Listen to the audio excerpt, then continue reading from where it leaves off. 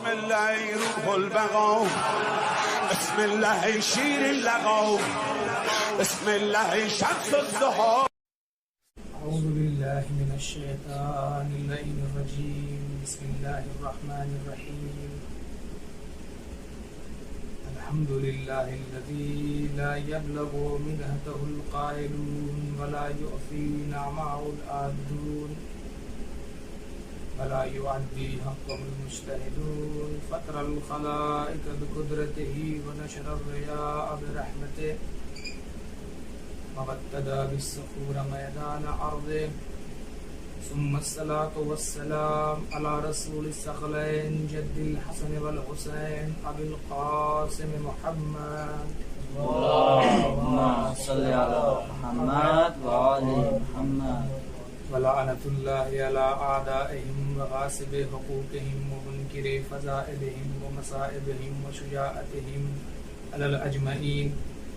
أما بعد، قال أبو عبد الله عليه السلام: إني لم أخرج أشرا ولا بترا ولا مفسدا ولا ظالما، إنما خرجت لطلب الإصلاح في أمة جدي، أريد أن آمر بالمعروف وأنهى عن المنكر وأن أسير بسيرة جدي وأبي علي بن أبي طالب.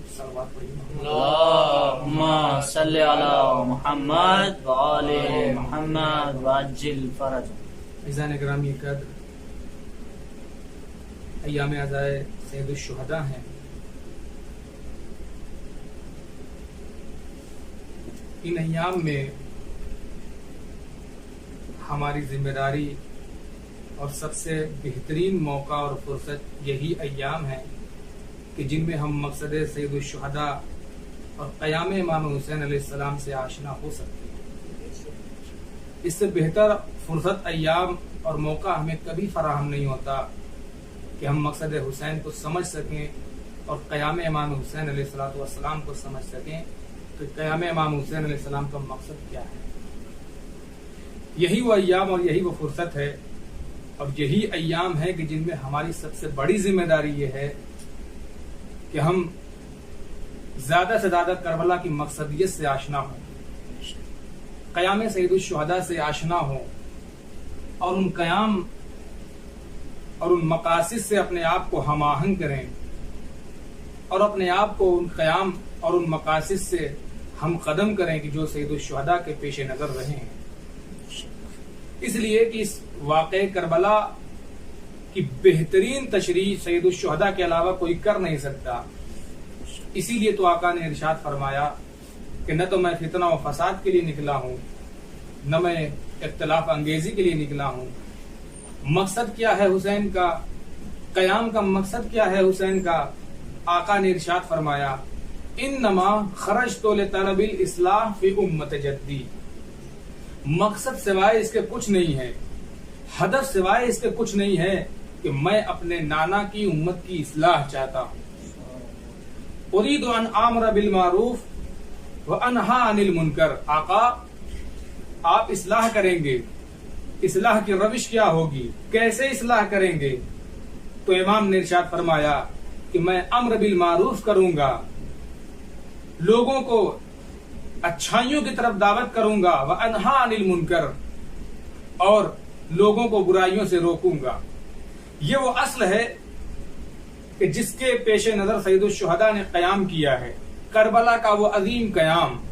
अज़ीज़ान गिरामी, तवज्जो करने की जरूरत है. करबला का वो अजीम क़याम, हमारे सामने भी ये फरीदा आयद होता है, हमारे ऊपर भी वाजिब है. फुरूअ दीन में एक फरीदा है, अम्र बिल मारूफ और नहीं अनिल मुनकर. इसकी समाज में इस कदर जरूरत है कि जिसका अंदाजा नहीं हो सकता. जब भी समाज में कोई बुराई पैदा हो जाती है, जब भी समाज में कोई खराबी पैदा हो जाए, तो एक ही चीज है जो समाज से बुराइयों का खात्मा कर सकती है. एक ही चीज है जो समाज से जुल्म बर्बरियत का खात्मा कर सकती है. एक ही चीज है जो समाज से बदकारियों का खात्मा कर सकती है, और वो यही असल है कि जो हम सब के ऊपर वाजिब है. इसी असल के पेश नजर करबला का कयाम वजूद में आया है। अज़ीज़ान गिरामी, हुसैन का दर्स है, करबला का दर्स है। हुसैन ने क्या दर्स दिया कि जब भी तुम्हारे सामने, जब भी समाज में बुराइयों को पनपते हुए देखो, जब भी समाज में बुराइयों को पनपते हुए देखो, तो हुसैन इब्ने अली की तरह अम्र बिल मारूफ का रास्ता अख्तियार करो, लोगों को अच्छाइयों की तरफ दावत करो, बुराइयों के खिलाफ आवाज उठाओ। अजीजान गिरामी, बुनियादी सवाल ये है कि हुसैन निकले हैं इस्लाह के लिए, उम्मत जद की इस्लाह के लिए निकले हैं हुसैन। इस्लाह किसे कहते हैं? इस्लाह नाम किस चीज का है? इस्लाह यानी सुधार, इस्लाह यानी किसी इन्हराफ को दुरुस्त करना। इस्लाह का मतलब होता है किसी बुराई को समाज से खत्म कर देना। तो इस्लाह के लिए निकले हैं हुसैन, उम्मत जद की इस्लाह के लिए। आखिर किस चीज की इस्लाह चाहते हैं? जिस समाज में इमाम कयाम कर रहे हैं उस समाज की बुराई क्या है? असल में जिस समाज में इमाम कयाम करने के लिए निकले हैं, जिस माशरे को सुधारने के लिए, अच्छाइयों की तरफ दावत देने के लिए, बुराइयों से रोकने के लिए इमाम ने कयाम किया है, आखिर उस समाज की बुराई क्या है? अभी पैगंबर इस्लाम को गुजरे हुए 50 साल मुकम्मल नहीं हुए हैं कि समाज में ऐसी कौन सी बुराई आ गई कि जिसकी इस्लाह हुसैन इब्ने अली अपनी शहरगे हयात का खून दिए बगैर कर नहीं सकते थे। अजीज़ान गिरामी, इसका मतलब यह हुआ कि जब कुर्बानी इतनी बड़ी है, शहादत इतनी बड़ी है, इकदाम इतना बड़ा है, तो फिर जिस बुराई का मुकाबला करने के लिए हुसैन इब्ने अली ने कयाम किया है, फिर वो बुराई भी कोई मामूली बुराई नहीं होगी। वो बुराई भी कोई मामूली बुराई नहीं होगी। आखिर सैयदुश शुहदा कयाम कर रहे हैं जुल्मत के खिलाफ, बर्बरियत के खिलाफ, लोगों की इस्लाह करने के लिए। तो फिर वो समाज की बुराई, वो समाज का कौन सा ऐसा फेल था कि जो इस लायक था कि हुसैन इब्ने अली कयाम करे, उसकी इस्लाह करे? भाई पैगंबर इस्लाम रहमतुल लिल आलमीन है, दीन कामिल इन्हीं के जमाने में हुआ। भाई ऐलान मालूम है ना आपको, अल्लाह के नबी ने मैदान गदीर में दीन कामिल कर दिया, तो अब पैगंबर ने जब दीन मुकम्मल कर दिया, तो फिर इस दीन में ऐसी कौन सी खराबी आ गई थी कि हुसैन अपनी शहरगे हयात का खून दिए बगैर इसकी इस्लाह कर नहीं सकते थे? मतलब बुराई बड़ी है। सवाल यह है कि आखिर आका आप इस्लाह के लिए निकले हैं, आप लोगों को राह रास्त पर लाने वाले हैं, समाज की बुराई क्या है? आका बताइए, समाज में दीन किस तरह खतरे में है? उन्वान क्या है? खराबी कहाँ से दर आई है? आखिर आप इस्लाह कैसे करेंगे? किस चीज की इस्लाह के लिए निकले हैं? खराबी का वजूद कहाँ से आया? आका, क्या नमाज पढ़ने वाले न रहे? क्या समाज में नमाजें न रही? क्या रोजा रखने वाले खत्म हो गए? क्या तवाफ करने वाले खत्म हो गए? या हाजियों का वजूद मिट गया है? नहीं अज़ीज़ाने गिरामी, अगर आप जाहिरन देखेंगे तो नमाज पढ़ने वाले भी मौजूद थे। वो समाज की जिसमें हुसैन ने कयाम किया है, वो समाज की जिसमें हुसैन ने पैगंबर के दीन को बचाने का जिम्मा उठाया है। ऐसा नहीं है कि उस समाज में नमाजें नहीं थी, ऐसा नहीं है कि उस समाज में रोजा रखने वाले नहीं थे, ऐसा नहीं है कि हज करने वालों का वजूद मिट गया था। नहीं, अगर आप जाहिरन देखेंगे तो नमाजें भी थी, रोजे भी थे, हज करने वाले भी मौजूद थे, तवाफ करने वाले भी मौजूद थे। सारे लोग तमाम आमाले दीन अंजाम दिए जा रहे हैं। हद ये है, अगर आप निगाह करेंगे तो हुसैन इब्ने अली जब मक्का छोड़ रहे हैं, ऐन मौसम हज में मक्का छोड़कर हुसैन ने बताया कि देखो मैं किस लिए कयाम कर रहा हूँ। हुसैन ने जब मक्का छोड़ा तो पूरी उम्मत इस्लाम मक्का में जमा हो रही थी हज अदा करने के लिए, लेकिन हुसैन ने ऐन मौसम हज में, अय्याम हज से ऐन कब्ल मक्का छोड़ दिया। क्यों? ताकि बता सके कि कयाम का मकसद क्या है। मक्का छोड़ दिया हुसैन ने। मैं कहूंगा आका, आपके नाना का दीन है, शरीयत आपके नाना की है, आप वारिसे दीन हैं, आप वारिसे पैगंबर हैं, आप हज करके जाइए। लेकिन हुसैन इब्ने अली ने ऐन मौसम हज में मक्का छोड़ के जमाने वालों को बता दिया कि जमाना याद रखेगा कि नमाज पढ़ लेना ही दीनदारी नहीं है, नमाज पढ़ लेना ही दीनदारी नहीं है, रोजा रख लेना ही दीनदारी नहीं है, हज कर लेना ही दीनदारी नहीं है। बल्कि हुसैन इब्ने अली ने कयाम करके मक्का छोड़ के बता दिया कि देखो वो समाज के जिसमें नमाजें भी हो, रोजा भी हो, हज भी हो, तवाफ भी अंजाम दिए जा रहे हो, लेकिन अगर समाज में यजीदियत के खिलाफ आवाज बुलंद करने की जरूरत न हो तो फिर वो समाज ऐसा समाज है कि जिसकी नमाज नमाज नहीं है, रोजा रोजा नहीं है, हज हज नहीं है। सलवात पढ़िएगा मोहम्मद आले मोहम्मद।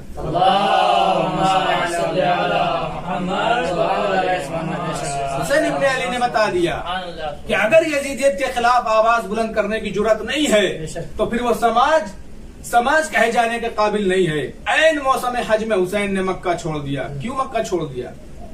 हुसैन इब्न अली ये बताना चाह रहे हैं कि इस समाज की जो बुराई है, इस समाज में जो कजरवी पैदा हो गई है, इस समाज में जो जुल्म बर्बरियत है, वो अमल से दूरी नहीं थी, मकसद अमल से दूरी है। अमल था, तिलावतें थी, नमाजें थी, रोजा था, हज था। अभी तो मुझे इतना बता दीजिए, मक्का में जब हुसैन पहुंचे हैं तो कूफियों ने हुसैन को खत क्यों लिखा था? हुसैन को कूफियों ने खत क्यों लिखा? क्योंकि वो जुल्म बर्बरियत में घिर चुके थे। उनको अगर कोई राह दिख रही थी तो वो सिर्फ हुसैन इब्न अली की राह थी कि अगर हमें कोई जुल्म बर्बरियत से निकाल सकता है तो वो हुसैन इब्न अली की ज़ात गिरामी है। तो हुसैन ने यहाँ मक्का छोड़ के बताया, अमल तो था, मकसद अमल से गफलत थी।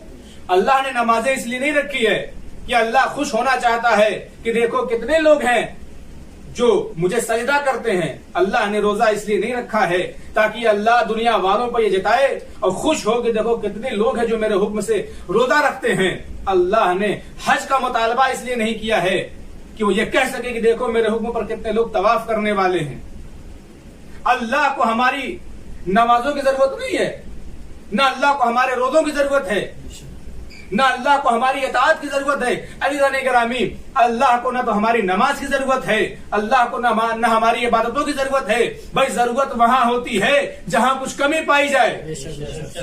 जरूरत तो वहां होती है जहां कोई कमी पाई जाती है, कोई कमी पाई जाती है। अल्लाह तो कादिर मुतलक है।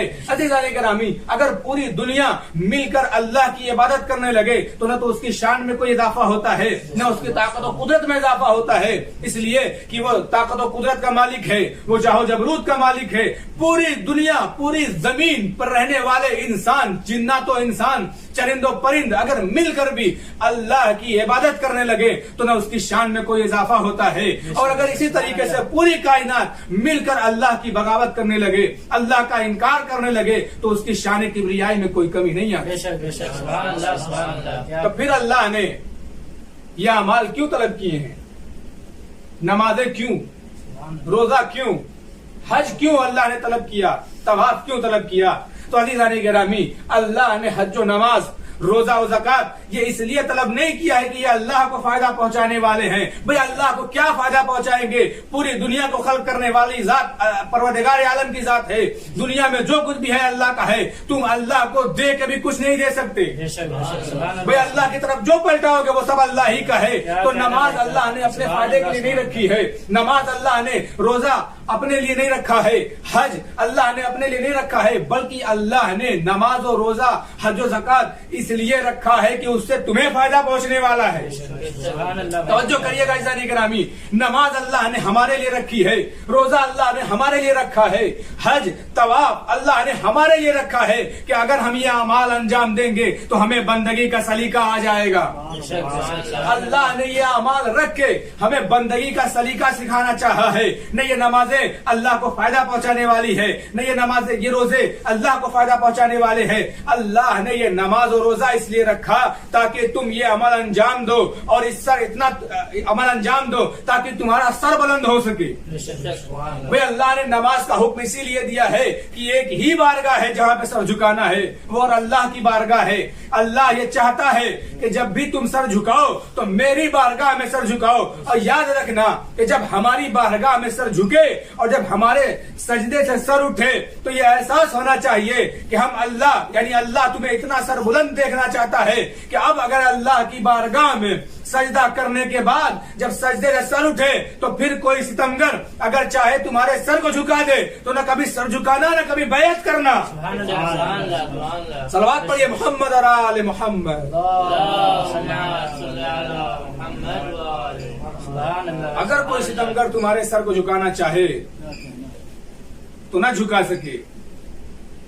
यह है क़याम सय्यदुश शुहदा का मकसद। नमाज अल्लाह ने अपने लिए नहीं तलब की है, रोजा अल्लाह के लिए नहीं है।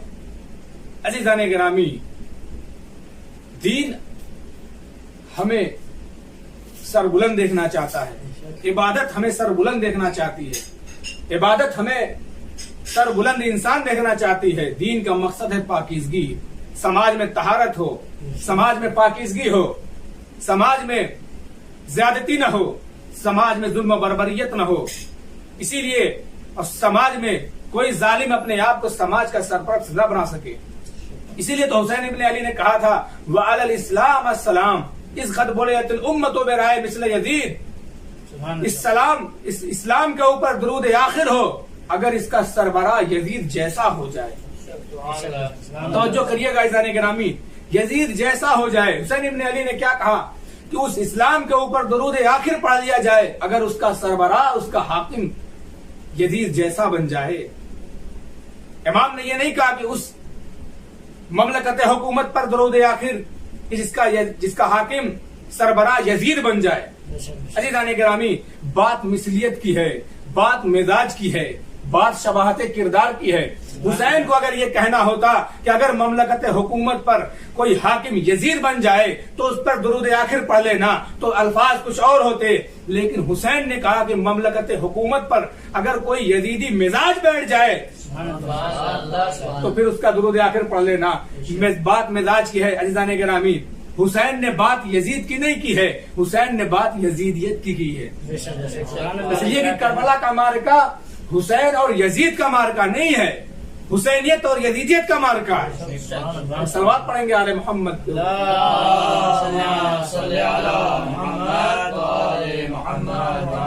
करबला शख्सियात की जंग नहीं है, मकसद सैयदुल शुहदा को समझें।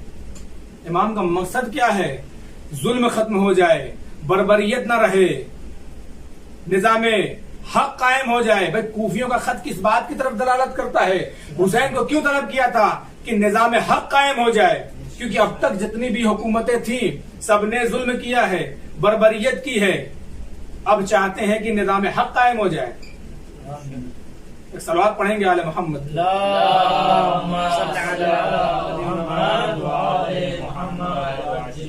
तो सैयदुल शुहदा ने इसलिए कायम किया ताकि हक का निजाम कायम हो। यहाँ पे करबला में जो जंग है वो शख्सियात की जंग नहीं है, यजीद और हुसैन की जंग नहीं है, यजीदियत और हुसैनियत की जंग है, मिजाजों की जंग है। इसीलिए मैं बड़ी जिम्मेदारी से अर्ज करता हूं कि पूरी कायनात में दो मिजाज पाए जाते हैं, तीसरा कोई नहीं। दो मिजाज पाए जाते हैं, तीसरा कोई नहीं। या तो मिजाज हुसैनियत होगा या मिजाज यजीदियत होगा।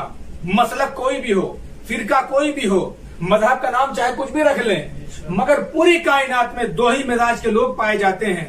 आप देख लीजिए, खिलकत आदम से लेकर के करबला तक दो मिजाज कार फरमा है। एक मिजाज आदमियत है, दूसरा मिजाज यजीदियत है, मिजाज इब्लीसियत है। जब अल्लाह ने आदम की तकरीम का सजदा कराया तो एक मिजाज आदमियत था और उसके मुकाबले में मिजाज इब्लीसियत पैदा हुआ। और यही मिजाज जब वहां से चला तो कभी मिजाज मूसा बना, कभी मिजाज फिरौन बना, कभी मिजाज इब्राहिम बना, कभी मिजाज नमरूद बना। और यही मिजाज चलते चलते जब करबला तक आया तो अब मिजाज हुसैनियत और मिजाज यजीदियत बन गया। तो आदम की खिलकत से दो मिजाज चले, एक मिजाज आदमियत है, एक मिजाज यजीदियत है। तो जो आदम की खिलकत से मिजाज चला था करबला तक वो मिजाज आदमियत, मिजाज यजीदियत कहलाया। लेकिन अब करबला के बाद कयामत तक मिजाज हुसैनी कहलाएगा या मिजाज यजीदी कहलाएगा। सलवात पढ़ेंगे आले मोहम्मद को।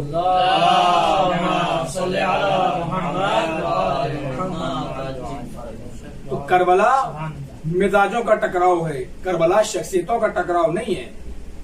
अजीजान गिरामी, कल करबला में यजीद ने हक के खिलाफ कयाम किया था तो उसका मुकाबला करने के लिए हुसैन इब्न अली थे। आज भी अगर कोई ममलकत पर कोई जालिम हाकिम आ जाए तो फिर हम हुसैनियों की जिम्मेदारी वही है जो कल करबला में हुसैन की जिम्मेदारी है। क्या कहना भाई, ये दर्स करबला है। हमें करबला से दर्स लेना चाहिए, मकसद हुसैन को समझना चाहिए। कौन है ऐसा जिसे हुसैन की जरूरत ना हो? कौन है जो हुसैन से बेनियाज हो जाए, जिसके अंदर मिजाज इंसानियत पाया जाता है वो दर हुसैन पे आ जाए, जिसके अंदर मिजाज मूसा पाया जाता है वो दर्स हासिल करे करबला से, जिसके अंदर मिजाज इब्राहिम पाया जाता है, जिसके अंदर मिजाज हुसैनियत पाया जाता है वो हुसैन से दर्स ले। क्योंकि हुसैन का दर्स एक दर्स आम है और ये मजलिस अज़ा एक खुली हुई दरसगाह है कि जहां पे हुसैन का सबक पढ़ाया जाता है। हर मजहब मसलक का आजाद ज़मीर इंसान अगर वो चाहता है कि इंसानियत के रास्ते पर चले तो फिर वो मजलिस अज़ा में आ जाए, क्योंकि यहाँ पे वो दर्स पढ़ाया जाता है जो पूरी कायनात के लिए होता है। इमाम ने क्या फरमाया? अल मौत औला मिन रुकूबिल आर। मौत हमारे नजदीक बेहतर है जिल्लत की जिंदगी से। अजीज़ान गिरामी, ये दर्स हुसैनी है, ये करबला का दर्स है। अगर कभी जालिम तुम्हें झुकाना चाहे, अगर कभी जालिम तुमसे बैयत लेना चाहे तो मिजाज हुसैनी ये है कि गला कटा देना मगर कभी जालिम की बैयत ना करना। ये दर्स करबला है। इसमें मजहब की तो कैद नहीं है, इसमें मसलक की तो कैद नहीं है। तो अब अगर कोई रास्ता चलने वाले किसी भी इंसान का हाथ पकड़ लीजिए आप और उससे पूछिए, ये बताओ तुम जिंदगी इज्जत की जीना चाहते हो या जिल्लत की जिंदगी जीना चाहते हो?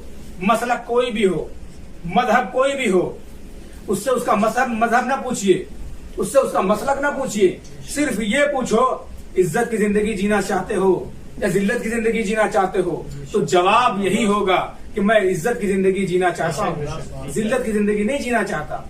अगर वो इंसान है तो जवाब यही होगा। ये है वो दर्स करबला। अगर इंसानियत चाहते हो तो मजलिस हुसैन में आ जाओ, तुम्हें यहाँ वो सबक मिलेगा जो हुसैन का सबक है और पूरी कायनात के लिए। पूरी कायनात के लिए अगर कोई आइडियल और नमूना है तो वो हुसैन इब्न अली की जाते गिरामी। इसलिए कि हुसैन ने इज्जत बशरियत के लिए अपना पूरा कुनबा लुटा दिया, अपना पूरा भरा घर लुटा दिया हुसैन ने इज्जत बशरियत के लिए। और इस मकसद को पूरा करने के लिए, इंसानियत को सरबुलंद करने के लिए हुसैन ने करबला के मैदान में अपने अज्जा की भी कुर्बानी दी है, अकरबा की भी कुर्बानी दी है। और अजीजों, हुसैन ने अपने कड़ियल जवान की भी कुर्बानी दी है। आज 6 मुहर्रम हो गई, आप सुनते आ रहे हैं एक एक करके। कभी हुसैन के सहाबियों का तज़किरा हुआ, कभी हुसैन के जाबाज साथियों का तज़किरा हुआ। तारीख आज यहां आन पहुंची है कि आज की तारीख इमाम के कड़ियल जवान से मंसूब है। अजीजों, एक रवायत पढ़ता हूं। मदीने में एक शख्स आया, उसको नहीं पता था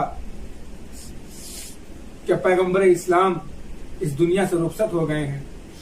इमाम हुसैन अलैहिस्सलाम का जमाना है। मदीने पहुंचा, मदीने में वो कह रहा है कि मुझे पैगंबर से मुलाकात करनी है, मैं रसूलुल्लाह से मुलाकात करना चाहता हूँ। लोगों ने देखा, कहा कि पैगंबर तो दुनिया से रुखसत हो गए हैं, क्या तुम्हें नहीं मालूम है कि पैगंबर अब दुनिया में न रहे? कहा मुझे नहीं पता, मैंने सिर्फ उनके बारे में सुना है, मैं उनका दीदार चाहता हूँ। कहा पैगंबर नहीं है, तो वो मायूस होकर पलटने लगा। उसी वक्त एक शख्स ने उसे देखा, कहा तू पैगंबर का दीदार करना चाहता है?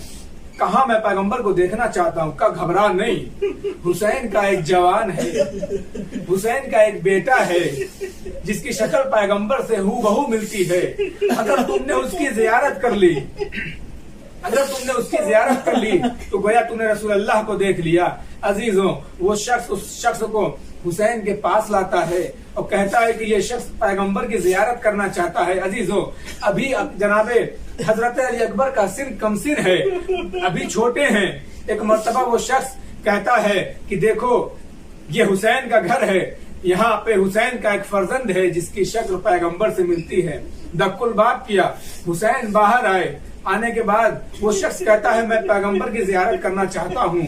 इमाम ने अपने बेटे को बुलाया और बुलाने के बाद कहा कि ये देख लो, ये पैगंबर की ये हमशक्ल पैगंबर है। वफादारों, जैसे ही उस शख्स ने देखा, एक मर्तबा इमाम ने सवाल कर लिया, ये बता ये इतना हसीन बच्चा है, अगर इस हसीन बच्चे के पैर में कांटा चुभ जाए तो क्या तू बर्दाश्त करेगा?